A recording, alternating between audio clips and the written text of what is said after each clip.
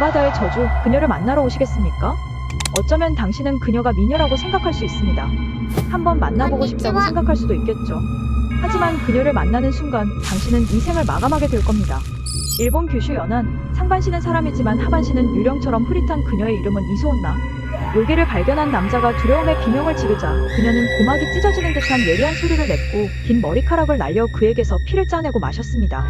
구마모토현 아마쿠사시의 한설에서는 항구에 정박 중인 배에 이소온나가 잠입해 배 안에서 잠든 자들의 피를 빨아 죽였다고 되어 있는데, 특이한 점은 다른 흡혈귀들과는 달리 직접 물어서 피를 빠는 게 아니라 머리카락으로 피를 짜낸 후 마신다는 겁니다. 이게 무슨 보약자 먹는 것도 아니고. 여튼 그래서 이 지방에서는 접안할 때 밧줄을 걸지 않고 그냥 담만 내리는 풍습이 있습니다. 규슈의 악몽, 이소온나의 이야기였습니다.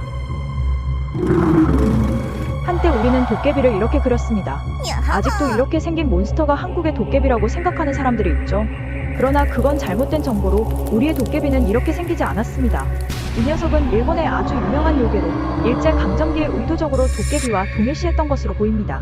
장난을 좋아하고 해학적인 이미지의 도깨비보단 일본의 이 요괴는 사악한 존재입니다. 굳이 한국의 요괴와 유사점을 찾자면 이것은 도깨비보단 두억신이에 가깝다고 볼 수 있죠. 이들은 원래 숲을 지키던 선한 마음을 가졌었지만 숲을 파괴하는 인간들로 인해 변해갑니다. 독수심에 불타 점점 거칠고 사나워지죠.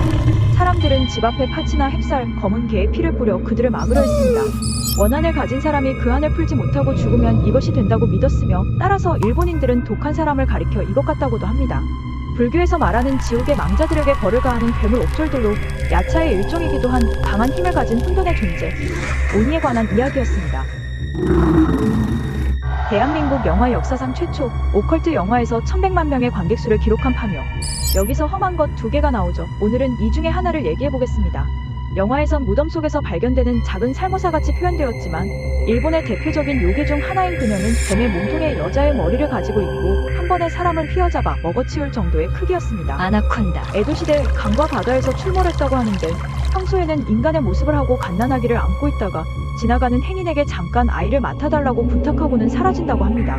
그러면 아기가 점차 무거워지고 행인이 주체하기 힘들어할 때 그녀의 남편인 규키가 나타나 그 사람을 잡아먹는다고 하는데요. 죽선 안 주는 거야. 물가에 살아 항상 젖어 있으며 일설에 따르면 강가에서 머리를 감던 여인에게 여러 명의 양아치들이 접근해 치근덕거렸는데 그녀가 갑자기 거대한 뱀으로 변하더니 이들을 한 번에 휘감고 한 명씩 통째로 삼켰다는 이야기도 있습니다. 바다에 출몰하는 이소온나와 비슷하지만 피를 빨아먹지는 않는다고 하는 일본의 요괴 무레온나에 대한 이야기였습니다.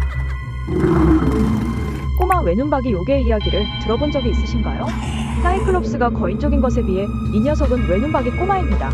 어른 모습을 한 것이나 눈이 극단적으로 크고 입이 귀까지 찢어진 것도 있으나 인간에게 큰 해를 입히는 요괴는 아니며 대부분 귀여운 아이의 모습으로 나타납니다. 일본에 내려오는 많은 설화나 괴담, 수필, 근대, 민속 자료에 걸쳐 이 요괴의 이름은 자주 등장하는데요. 장소와 등장인물은 다르지만 대개의 맥락은 비슷한데, 보통 갑자기 나타나 인간을 놀래키고 그 인간은 기절했다가 건강이 상하지만 며칠 내로 회복한다는 내용입니다. 비 내리는 날에 나무 그늘에서 갑자기 튀어나와 사람이 놀라 얼빠져 있으면 빈혈을 내밀어 핥는다는 식이죠. 멍멍이야. 일본에선 지방에 따라 산신의 일종이라 믿는 곳도 있고 재난을 가져오는 요괴라 퇴치하는 방법에 대한 설이 내려오는 지방도 있습니다. 다만 이때도 본인이 직접 뭔가를 한다기보단 행실이 바르지 못한 집을 조사해 역병신에게 보고해 재난을 불러온다는 점에서 고자질쟁이 꼬마 장난꾸러기 같은 느낌이 강한 요괴로 히토츠네 코조라는 이름으로 불립니다. 일본의 이 요괴는 검고 풍성한 머리카락을 가진 젊고 아름다운 절세미녀의 모습을 하고 있습니다. 산속에 사는 그저 미친 여자일 뿐이라는 이야기도 있으나 그녀가 하얀 피부, 보드라운 살결과 붉은 입술을 가진 엄청난 미녀라는 것만은 동일하게 전해주는데요. 산속을 돌아다니다 사람을 마주치면 깔깔대고 웃는데 웃음소리를 듣는 순간부터 요괴에게 피를 빨린다고 생각하면 되고, 빨리기 시작했으면 죽어서 버려지게 됩니다.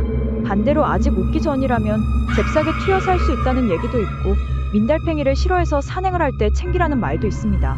또한 성욕이 강해 남자를 데리고 살다가 정력을 다하면 잡아먹는다고도 합니다.